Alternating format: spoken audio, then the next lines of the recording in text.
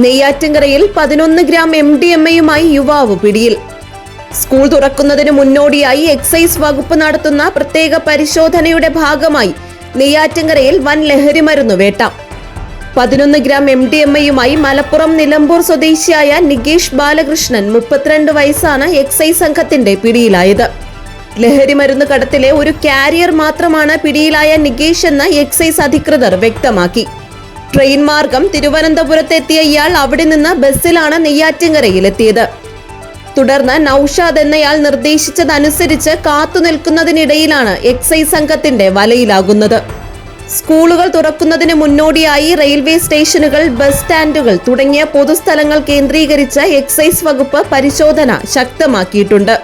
സർക്കാരിന്റെ ലഹരി വിരുദ്ധ പരിപാടികളുടെ ഭാഗമായി ഓപ്പറേഷൻ തണ്ടർ എന്ന പേരിൽ നെയ്യാറ്റിൻകര എക്സൈസ് സർക്കിൾ ഓഫീസറുടെ നേതൃത്വത്തിലാണ് നിലവിൽ പരിശോധനകൾ നടക്കുന്നത്.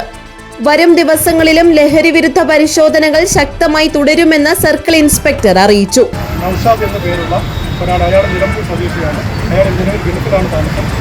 ഗൾഫിൽ ഇരുന്നുകൊണ്ട് നൌഷാദ് ഏർപ്പാടാക്കിയ ഒരാളാണ് ഇയാൾക്ക് MDMA കൈമാറിയത്.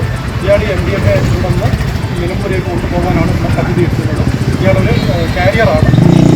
Excise circle inspector A. Shameer ഖാന്റെ നേതൃത്വത്തിൽ നടന്ന പരിശോധനയിൽ പ്രിവന്റീവ് ഓഫീസർമാരായ Ajith, Rajith KR, civil excise ഓഫീസർമാരായ Shindo Abraham, Ranjith, Jinesh, Sreenu, civil excise driver Ando എന്നിവരും പങ്കെടുത്തു. GTV news, Neyyattinkara.